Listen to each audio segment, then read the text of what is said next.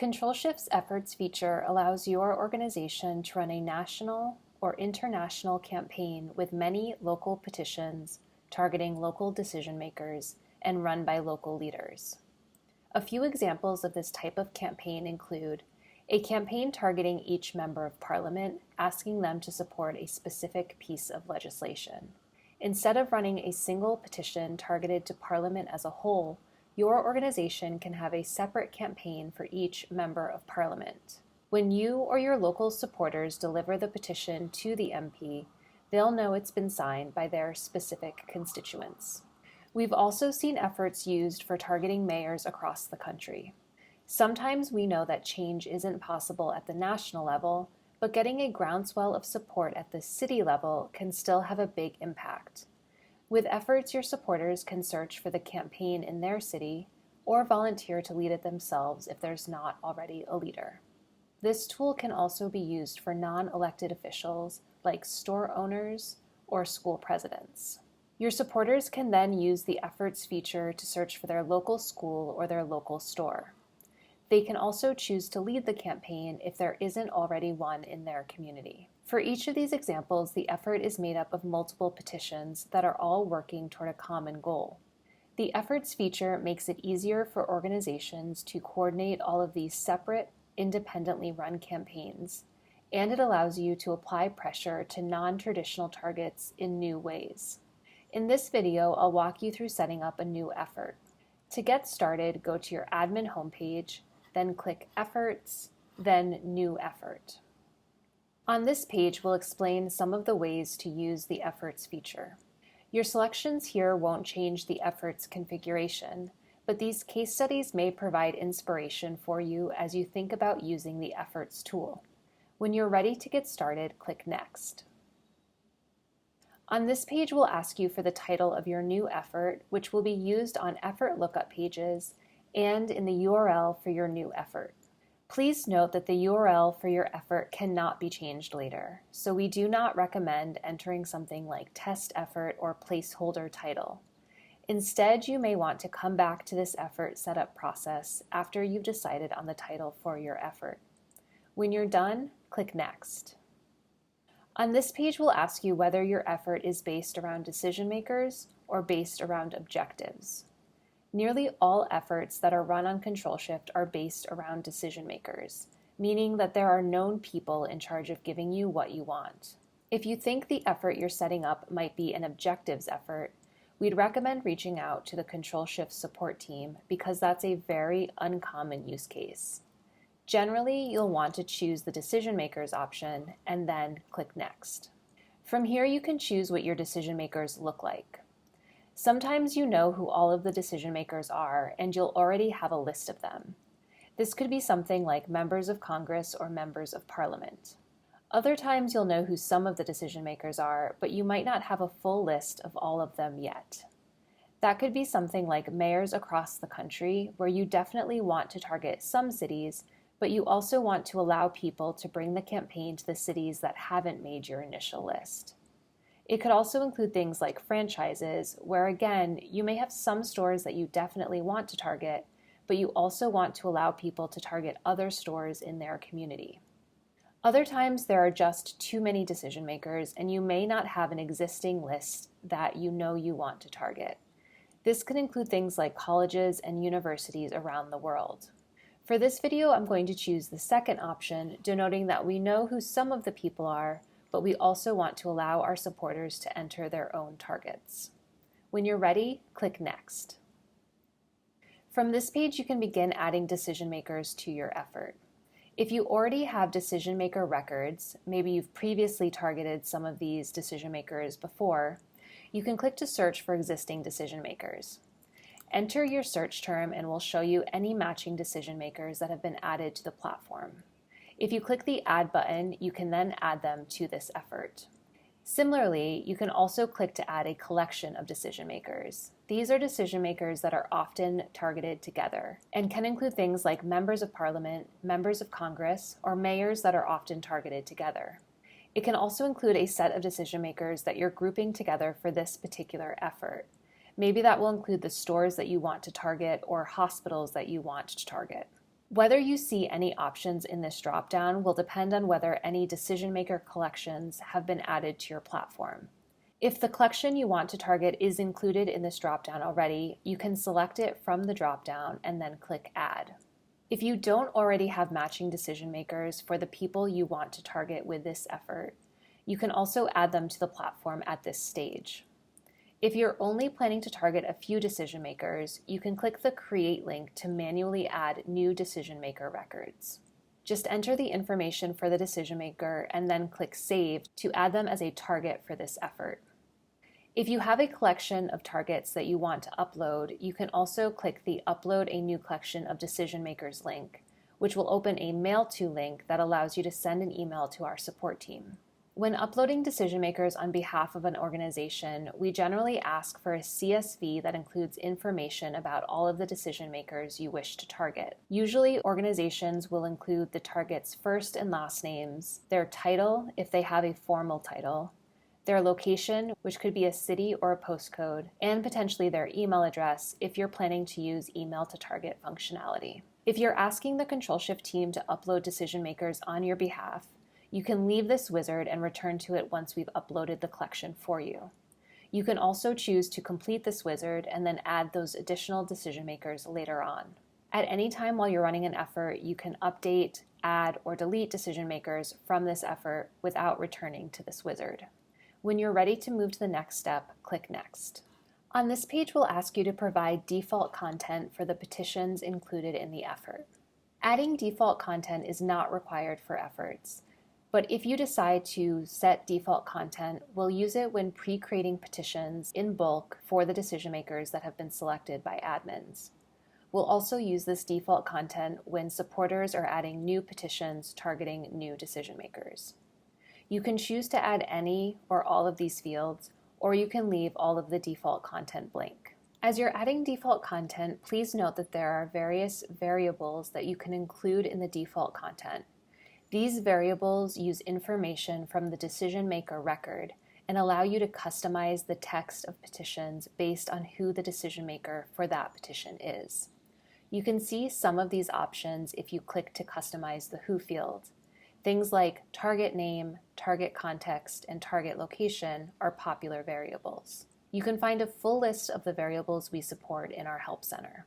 We generally recommend providing default content for the title, what, and why fields, though this is not required. Most organizations do not provide default content for the who field. If you decide to leave the who field blank, we'll automatically update the who field to match the decision maker's name. Another item of note is the title field. By default, we'll add the target's name to the end of whatever you've entered in the default title section. This allows each petition to have its own title that reflects which decision maker is being targeted for this petition. If you'd rather not have the name of the decision maker included in the title, you can use a different target variable. For example, if we wanted the title to use the city for the decision maker instead of the decision maker's name, I can add the target location locality variable, which will be replaced with the city name. For any of these fields, if you do not want your supporters to update the default text that you've provided, you can choose to lock the field. This will prevent them from making any changes to the text. Generally, organizations, if they lock any of the fields, will only lock the default what field. This means that all of the petition asks will be the same, but still allows supporters to customize the why field to explain why they care about this issue or to tell a personal story. At the bottom of this form, you can also choose default categories for the petitions in this effort, and you can set a default image that will be used for all petitions in this effort.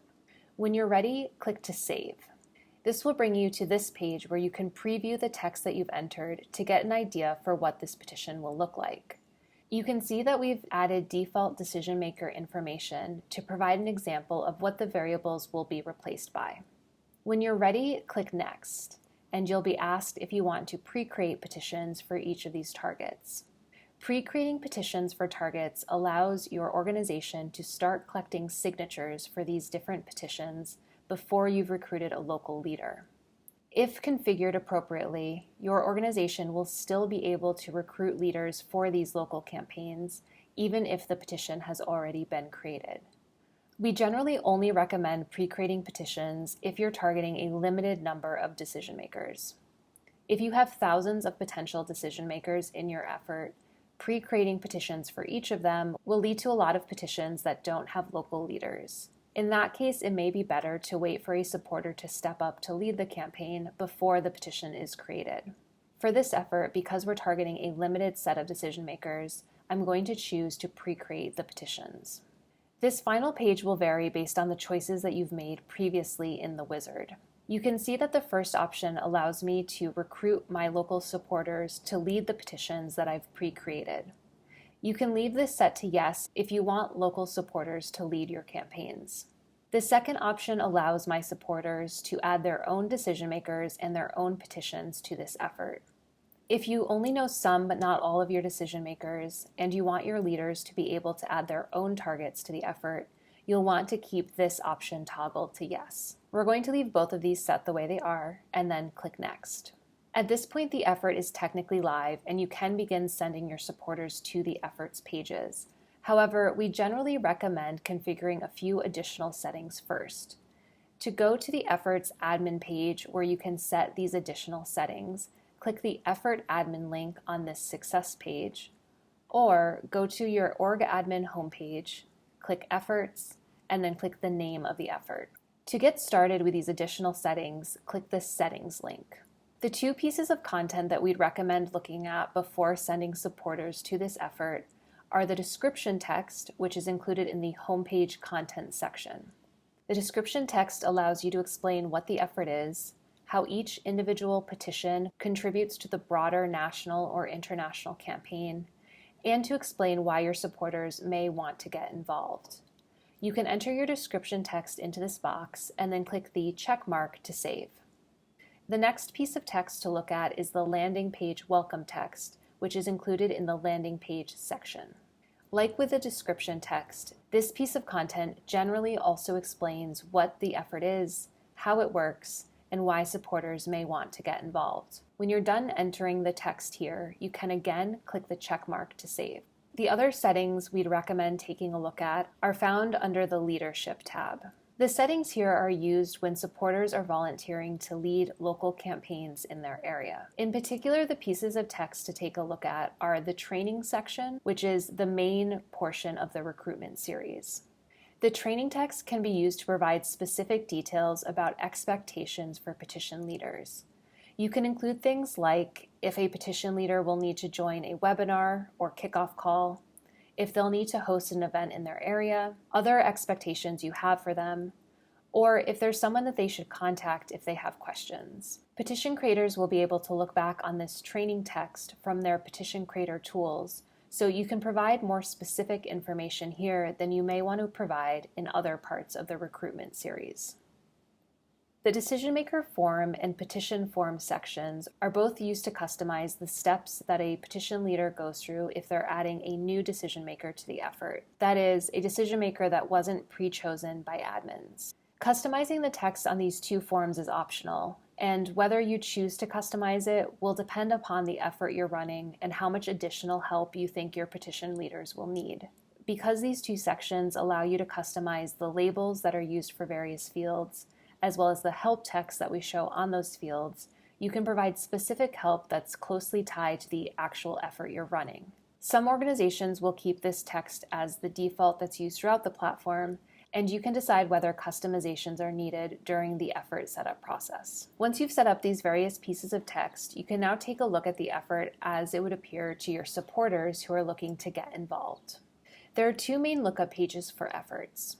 The first is the effort's landing page. This is the page that has a map of local campaigns. As you can see at the top of this page, the landing page welcome text that we entered from the Settings tab is now displayed. The effort's landing page is the page that's used to recruit local leaders. From here, a local leader is able to search for their location to find campaigns near them. If the campaign does not already have a local leader, or if there's not a campaign in their area, they may be prompted to create their own petition or to lead the one that's already been created. If you're looking to recruit local leaders for local campaigns, you will need to send them through this effort landing page. The other lookup page is the Efforts Hub page. Like with the Efforts landing page, visitors can search for their location to find their closest local campaign. However, they'll also see a list of all of the campaigns that have already been created. The main difference between this Effort Hub page and the Effort landing page is that the Effort Hub page does not include the recruitment series. If I search for a local campaign and it does not have a local leader, or if there isn't a campaign in my area, I will not be prompted to start or lead the campaign if I'm starting from the Efforts Hub page. Again, if you want to recruit local leaders, you must send them through the Efforts landing page, the page with the map, instead.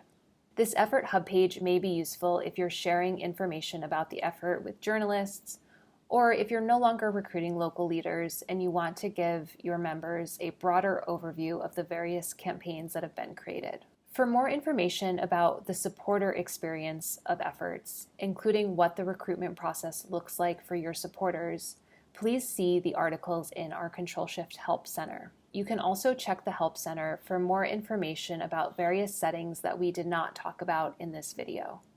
Those include lesser use settings or settings that are only applicable to certain use cases.